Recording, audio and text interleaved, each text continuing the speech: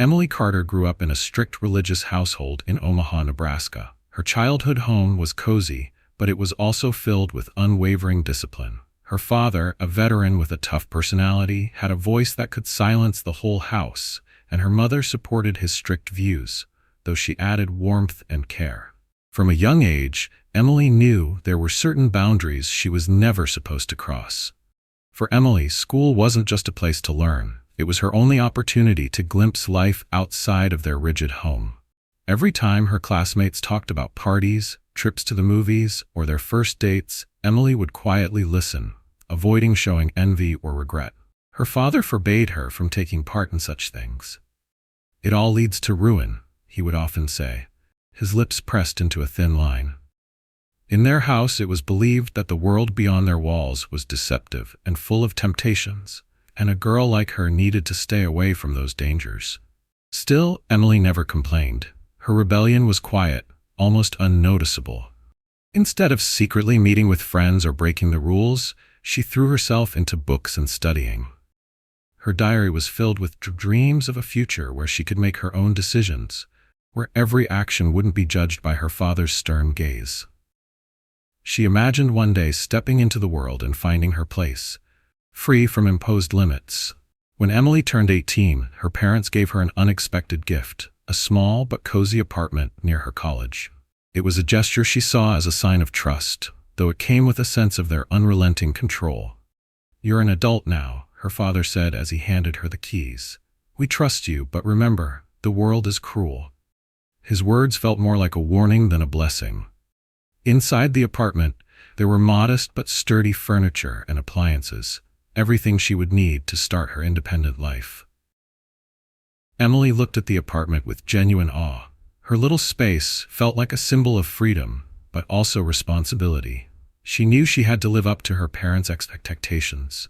Her heart overflowed with bold dreams of how she would make it her own, adding a bit of personality, decorating the walls with paintings or photos. The first few weeks in her new life passed quietly. Emily attended her college classes, studied literature, and made sure to keep up with her studies. She still called her parents every evening, so they knew she was okay. There was hardly any room in her schedule for fun. She was afraid of disappointing them. Yet, loneliness began to weigh on her. Sometimes, while sitting in her apartment, Emily would catch herself wondering what she really wanted out of life beyond her studies. One day, during a lecture, Emily met a girl named Caitlin, who turned out to be her complete opposite. Caitlin was vibrant, confident, and seemed to know exactly how to make life interesting. She joked a lot, frequently invited Emily to events, and talked about her adventures with such enthusiasm that Emily couldn't help but wonder, was she missing something important? "Emily, you're an adult now," Caitlin said one day when Emily turned down yet another party invitation. "Your parents are far away. You don't have to play by their rules anymore. Don't you want to taste freedom, even just once?" Those words stuck in Emily's mind. She remembered looking out at the starry sky from her bedroom window as a child, dreaming of one day flying higher than the strict limits that bound her. Maybe Caitlin was right? Maybe she really should try something new. Doubt and curiosity battled inside her. Emily knew that every step she took would shape the person she would become. That night, she couldn't sleep.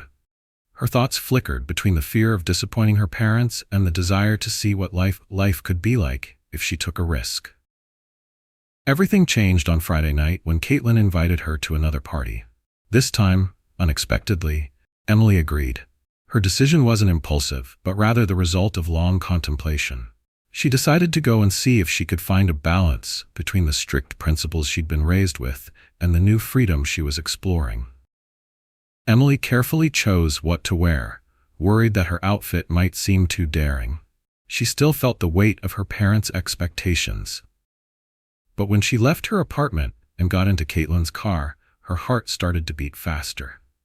She didn't know what awaited her, but for the first time in a long while, she felt like she was doing something for herself. The party was loud and chaotic, filled with people she had never met before. Emily felt out of place, but at the same time, there was something exhilarating about this new experience. Caitlin was always by her side, cheering her on and introducing her to her friends. One of them, a tall guy with a gentle smile named Jake, stood out to her. He seemed calm and genuine, and Emily found herself unexpectedly enjoying their conversation. That night marked a turning point for Emily. She hadn't broken her principles, but for the first time in a long time, she allowed herself to step outside her comfort zone. On the drive home, she gazed out the car window, enjoying the cold night air, and felt something new stirring inside her. This was the beginning of her journey to real freedom, the kind she could create for herself, keeping her values intact while opening herself up to new possibilities. At college, Emily stood out for her focus and modesty. She was the student who always sat in the front row, took detailed notes, and never missed a deadline. Many of her professors respected her, and her classmates saw her as reserved and a bit old-fashioned. She rarely socialized, avoiding parties and hangouts. But her life changed dramatically when she met Jack Harrison. Jack was her complete opposite. A senior with sparkling green eyes and an effortless ease in his movements, he had a way of drawing attention. Jack loved telling stories, laughing loudly and contagiously, and his charisma seemed to pull people in like a magnet. To Emily, he seemed almost unattainable, like someone living in a world of freedom and lightness. Their first encounter happened in the library. Emily was busy searching for a rare book on English literature when she heard someone softly humming a tune nearby. She looked up and saw Jack standing by the shelf, flipping through a book. His confident yet relaxed manner instantly caught her attention. He noticed her gaze and, smiling, walked over. "Hey, are you looking for inspiration in old volumes too?" he joked, waving the book in the air. Emily was momentarily taken aback, but quickly gathered herself and replied something like, "I'm working on a paper. What about you?" Jack laughed. "Well, to be honest, I'm mostly here for the ambiance. I love the vibe. Books, silence, smart faces. Helps me focus, even if I'm not doing anything." That casual conversation marked the beginning of their acquaintance. Jack turned out to be surprisingly easy to talk to. He wasn't afraid to ask questions, joke around, or share stories about himself. Emily found herself charmed by his openness, the way he could make even the simplest moment memorable. As time went on, their interactions became more frequent. Jack started waiting for her after class, offering to walk her to the coffee shop or just hang out. Emily initially declined, citing her studies, but gradually she began to agree. In his company, she began to feel like life could be more than just a checklist of duties and strict rules. Jack seemed to see in her what she didn't even recognize in herself: courage, wit, and the ability to dream. Their walks around campus grew longer. Jack talked about his plans to become a writer and travel the world, sharing stories from his childhood and the time he once skipped class just to see the ocean. "You've got to try living," he told her when he noticed her doubts. "Not the way they tell you, but the way you want to." Emily felt like she was becoming a different person around him. For the first time in her life, she allowed herself to smile for no reason at all. One evening, Jack invited her to a small cafe near campus. There, under soft music and dim lights, they talked for hours. When Emily mentioned that she had never been on a real date, Jack was surprised and grinned. "Well then, I guess this is your first one." His words made her blush, but she couldn't hide her joy. Their relationship developed quickly. Jack started spending more time at her apartment, helping with cooking or just sitting on the floor, telling another funny story. For Emily, it was a new experience, sharing her space with someone, feeling his presence and warmth. It was her first taste of freedom, her first love. But along with the joy came the first doubts. Sometimes Emily wondered if she was really ready for these changes. Her father's words about the dangers of the world still echoed in her head. She was afraid of disappointing her parents, but at the same time, she couldn't deny that Jack had become something special to her. One evening, after a particularly long day, Jack came over with a bottle of wine and 2 glasses. "Tonight, I want to show you something," he said, his voice mysterious. They climbed up to the roof of her building, where the starry sky and city lights stretched before them. "You know, Emily, you spend so much time looking down, you forget to look up," he said softly, gazing at her. She smiled and felt a warm feeling spread through her chest. That night was a turning point for her. She realized that love didn't necessarily mean losing herself. It could be support, inspiration, light in the darkest moments. Jack wasn't just the person who taught her how to dream, but also the one who showed her that life could be vibrant and full of surprises. And though Emily knew that many challenges lay ahead, for the first time, she felt ready to face them with an open heart. The evening at their place was quiet and cozy, and it seemed like nothing could go wrong. Emily and Jack sat at the table enjoying the last warm moments of fall. The light conversation, the wind rustling outside the window, and the smell of a homemade dinner created a peaceful atmosphere. She felt like this moment was everything she'd dreamed of. Then, suddenly, out of nowhere, there came a loud knock on the door. Emily froze, surprised, then stood up and walked toward the door. Who could that be, this late at night? She opened the door and her heart skipped a few beats. Standing on the doorstep was a woman in her 40s, with a stern look on her face and eyes full of anger. She was clearly ready for a storm to break. "Are you Emily?" the woman asked, her voice cold, each word laced with fury. Emily stood frozen for a moment, then, gathering her thoughts, replied, "Yes. And who are you?" The woman didn't answer right away, but her face twisted in rage, and the tension in the air grew thicker by the second. "You ruined everything. You took my son away from me. You're irresponsible and destructive," she yelled, her voice breaking from the intensity of her anger. "You don't even realize what you've done." Emily stood there in shock, her mind racing. Who was this woman? Why was she so angry with her? And what was her connection to Jack? Just then, Jack came out of the room. He paled when he saw the woman, and her words cut through him like sharp knives. "Mom," he started quietly, his voice trembling. "It's not what you think." For a moment, it felt like the world stopped around them. Emily looked at him in confusion, and Jack, trying to stay calm, stepped closer to his mother. "Mom, please, calm down. I'll explain. It's not what you think." But the woman wasn't calming down. She kept yelling, accusing him of betraying his family, telling him it was a mistake he could still fix. Jack tried to stop her, tried to explain, but her words were like sharp stones, leaving him unable to find the right ones to say. Finally, after what seemed like an eternity of emotional chaos, Jack turned to Emily, not looking her in the eye, and began to gather his things. He quickly walked past her, as if not even noticing she was standing there at the door, and left without saying a word. Emily stood frozen, shaken to the core. Everything she had just experienced felt surreal.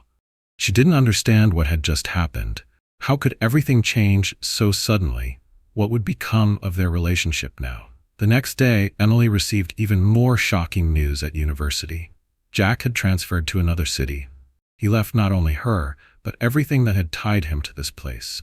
Words like unexpected and unjustifiable swirled around in her head. How had this happened? Why hadn't he said anything to her? Why had he just disappeared without any explanation? Her heart ached with confusion and betrayal. She tried calling him, texting him, hoping that somehow he would reach out, hoping he would explain what happened. But her attempts were in vain. Jack wasn't answering. A hollow emptiness settled in her soul. Just yesterday they were close, sharing moments of happiness, and now she stood in front of the closed door to their relationship. Emily didn't know what would come next, but she knew she couldn't just give up. She sat in her room, staring at the blank page of her notebook, trying to process everything that had happened. The questions kept coming. How could the woman at the door have changed everything so suddenly? And why had Jack disappeared without a word? One thing was clear. She couldn't just leave it all behind. No matter how hard it was, she wasn't ready to give up. In a world full of unexpected turns, there was one thing Emily knew for sure. She wasn't ready to give up on her love. It had been several weeks since Emily found out that Jack had left her life. All those days felt like a blur. School, work, long, tired nights. Everything seemed to blend together. The world felt so gray and empty, and her heart cold and broken. But just when Emily thought she couldn't feel any more emotions, life threw her another unexpected curveball. One morning, she woke up with a sense that something wasn't right. A slight dizziness, a strange kind of fatigue that didn't go away, even after a full night's sleep. It was more than just exhaustion. Each day, she felt worse. Even though her mind and heart were consumed with other things, she decided it was time to see a doctor. The visit to the clinic would be the moment that changed everything. When the doctor smiled and said a phrase that seemed to hang in the air, Emily felt as though her world was falling apart. "You're pregnant." The words echoed in her head, and her heart raced so loudly it felt like it might explode. Could this be real? She, who had just suffered the pain of Jack leaving, now faced a new challenge. Her mind was in chaos. Was she ready for this? How would she shape her life now? But despite the fear, some inner voice told her the answer had already been found. She would keep the baby. It was a decision that came quickly, without hesitation. Although her heart ached with uncertainty, she knew that this tiny person who wasn't even born yet had a right to life, and she would fight for them. The days after the doctor's visit were a true test for Emily. She felt the weight of responsibility pressing down on her, a weight she'd never anticipated. Her inner turmoil never left her, but she tried not to show her confusion. There was no time for tears or self-pity. Emily focused all her energy on changing her life and preparing for the challenge ahead. She made the decision to switch to evening classes at the university so she could work during the day. Working as a waitress at a small cafe on the outskirts of town, where a few hours of work could earn her just enough to get by, became her new reality. She spent her evenings clearing tables and chatting with customers, but her mind was constantly preoccupied with thoughts of the future. No matter how hard she tried to push them away, the thoughts kept coming back. She would have to do this all on her own. She couldn't return to the life she had before, the one without worries or burdens. But she didn't complain. She knew she had to be strong, for herself and for the little one growing inside her. Amidst these changes, Emily began to face even more complicated emotions. The fear of loneliness, the uncertainty about the future, crept into her heart and wouldn't let her rest. She tried to call her parents, but couldn't bring herself to tell them the truth. She feared their judgment, their reaction to a decision they might see as a mistake. Emily was sure they wouldn't understand her choice. The fear of distancing herself from their support was overwhelming. Each day felt harder. But through it all, she felt something new, something she hadn't felt in a long time, a sense of purpose. She was ready to fight, to protect her family, even if it was small. And despite the loneliness, despite the fear that she might not be able to handle it all, Emily made a decision. She would not give up. There was a new meaning in her life now. She was preparing to become a mother. Emily couldn't believe that the day had finally come. Everything felt so real, and her heart would skip a beat with every thought of soon becoming a mother. When the pain in her back grew stronger and her heart raced in her chest, she knew she couldn't wait any longer. Fear and anxiety gave way to an overwhelming sense of responsibility for the life she had brought into this world. The birth took place at the local hospital. The doctors and nurses were incredibly attentive, supporting her every step of the way. It all happened so quickly and unexpectedly that Emily barely had time to process it all.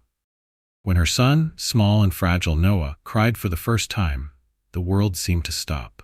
She looked at him and her heart swelled with so much love and pride that words couldn't express the feeling.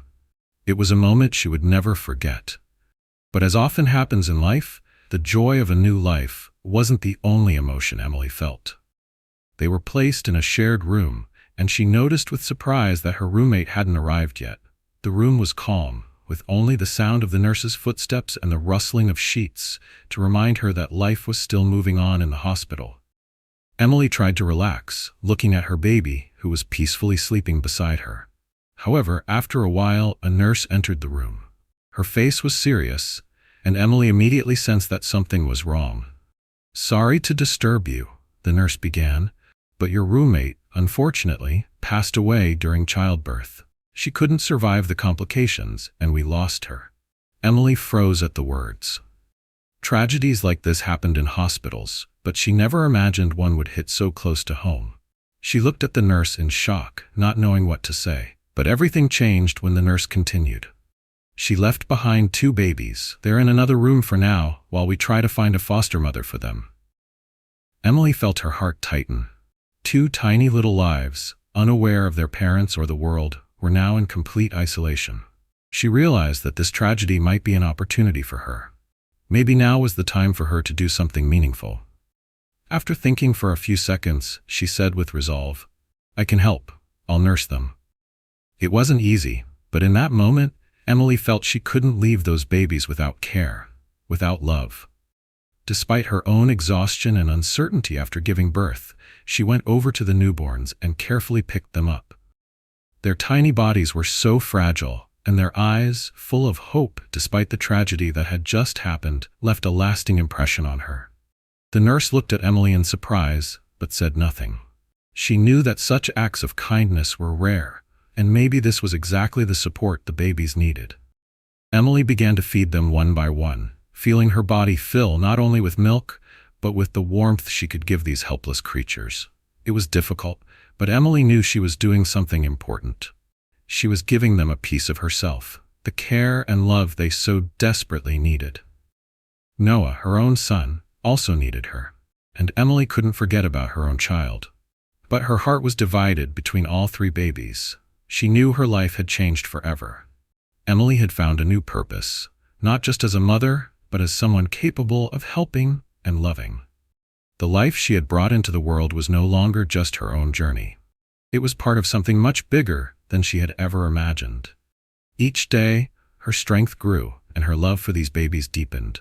Emily understood that her life would be difficult, filled with challenges and doubts, but she was ready to fight for those she loved, for Noah and the two others to whom she had given a chance at life. The tragedy of her roommate could not overshadow the light that had come into her life. Emily was ready to love, and that love was the most important and real thing she had ever known. Emily sat in the hospital room, gently rocking Noah in her arms, when the door creaked open.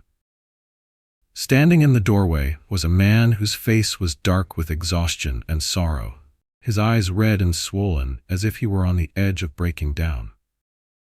She didn't recognize him right away, but there was something familiar about him. He was handsome, and there was something in his demeanor that stirred a memory. He slowly walked into the room, glanced at her, then at the two tiny babies lying in cribs nearby. His hands trembled as he took a few steps closer. Are you Emily?" His voice was tight, like he was holding back a flood of emotions. Emily nodded, holding Noah closer, unsure of what to say. The man let out a sigh and took another step forward, clearly trying to regain his composure. "I'm Michael Devereaux," he exhaled, and the name instantly triggered a memory. Michael Devereaux, the famous businessman, billionaire, the name she often heard in the news. But now, standing before her, his face marked by grief and tears, he was someone entirely different. "My kids," his voice cracked again. "My wife? She died. And these two." He turned back toward the cribs where the twins lay, his eyes filled with such pain that Emily felt her heart tighten. How hard it must be to lose someone close and be forced to carry on alone. And now, these children, he was going to have to raise them without their mother. This man seemed completely lost, broken. Emily couldn't leave him without words. She stood up from the bed and walked over to him, adjusting Noah in her arms. "I'm so sorry," she said softly, looking into his eyes. "You're not alone, and I'll do everything I can to help." Michael looked at her with a gratitude that was both deep and almost hopeless at the same time. He stayed silent for a few moments, then, as if deciding he couldn't keep quiet any longer, he spoke. "I heard about what you did for my children, how you've been nursing them despite everything. That was incredible. I don't know how to thank you. I want to offer you something." Emily raised an eyebrow, not fully understanding what he meant. "I want you to be a nanny for my kids," he said. "And if you agree, I'd also like to offer you and your son, Noah, to come live with me in my home. I can provide everything you need, housing, stability, everything you need to live happily and peacefully, and my children won't have to grow up without a mother's love." Michael's words felt like something out of a dream, yet incredibly tempting at the same time. Emily froze, unsure of what to say.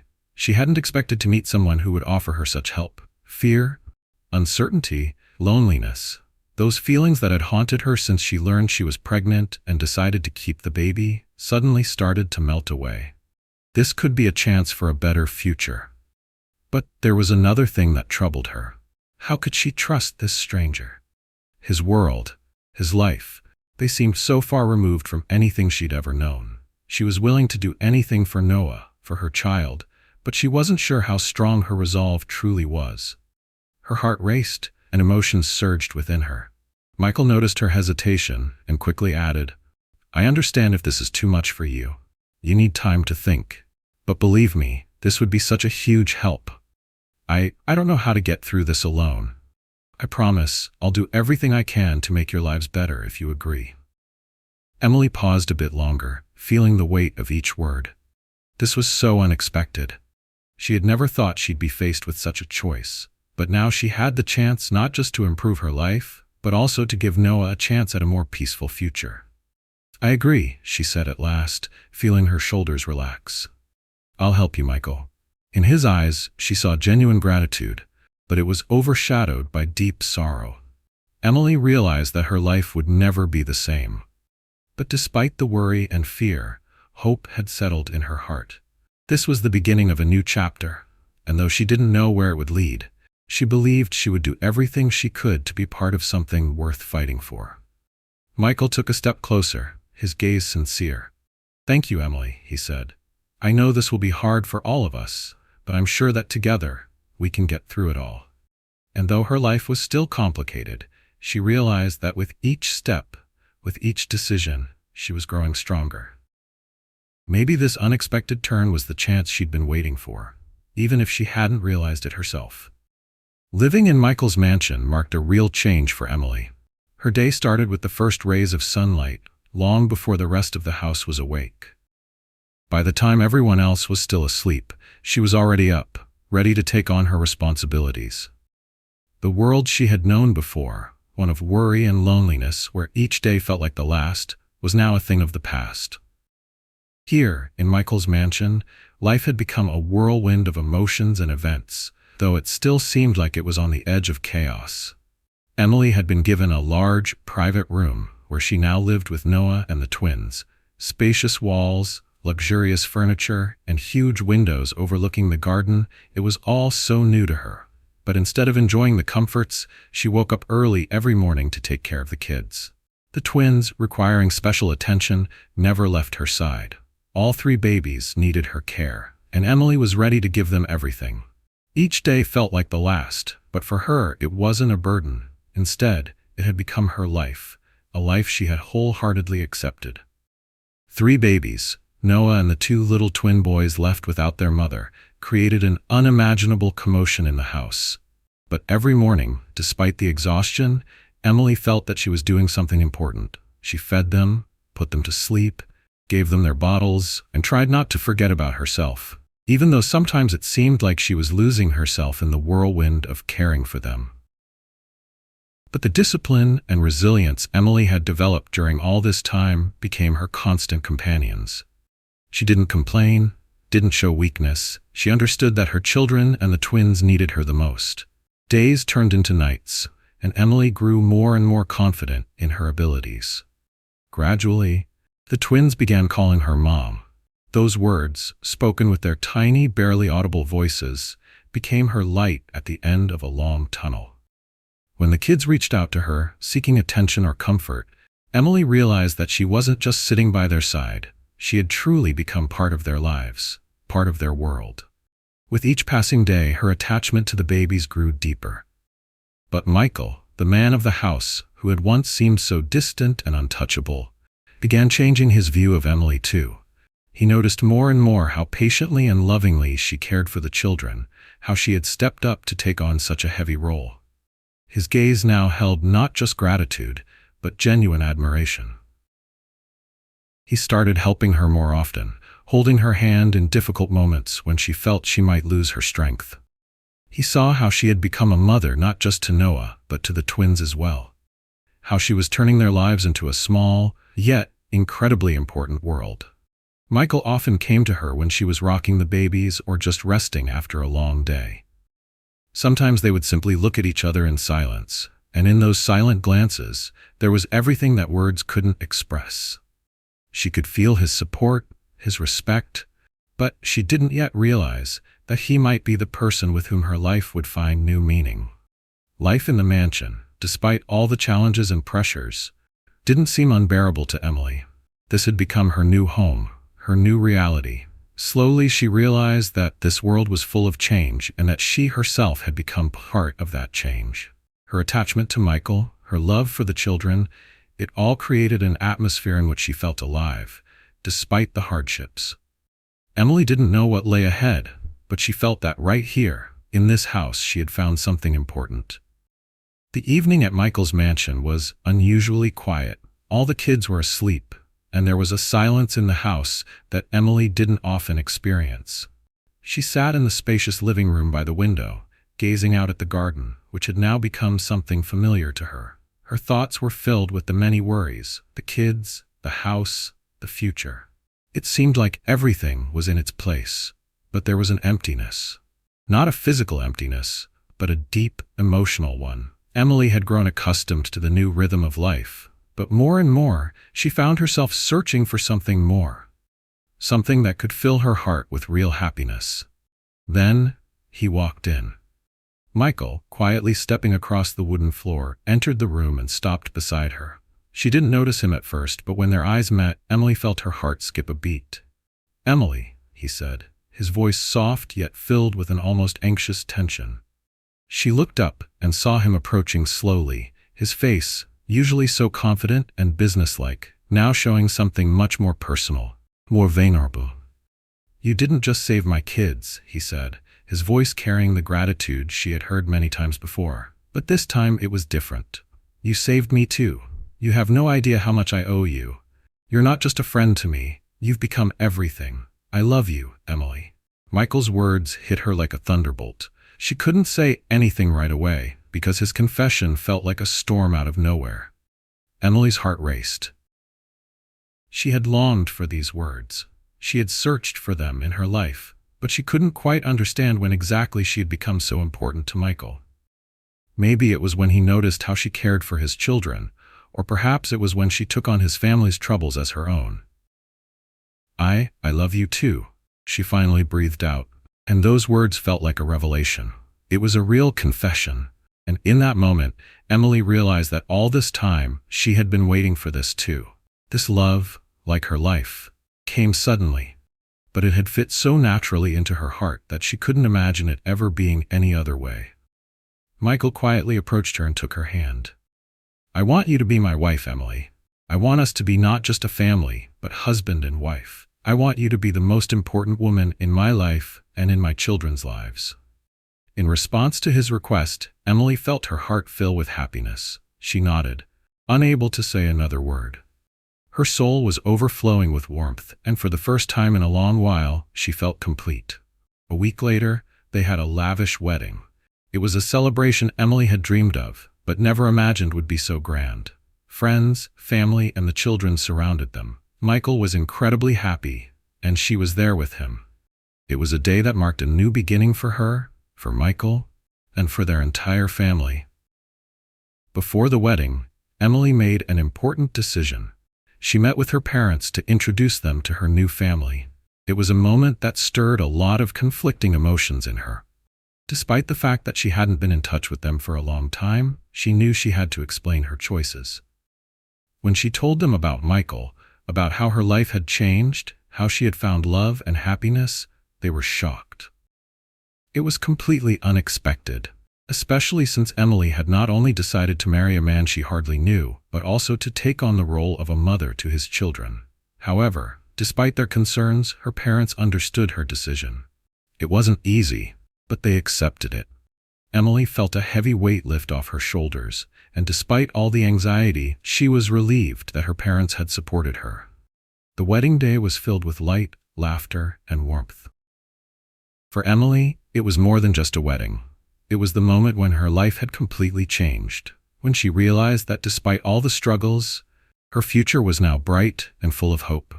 And she was ready to live that future, with Michael, with the kids, and with a love that came unexpectedly, but was so long awaited and real. The story of Michael Devereux and Emily Carter became a sensation in the media. Headlines were filled with phrases like, "the millionaire and his nanny." But for Emily, none of that mattered. She knew the most important things in her life were her children and the man who had become her destiny.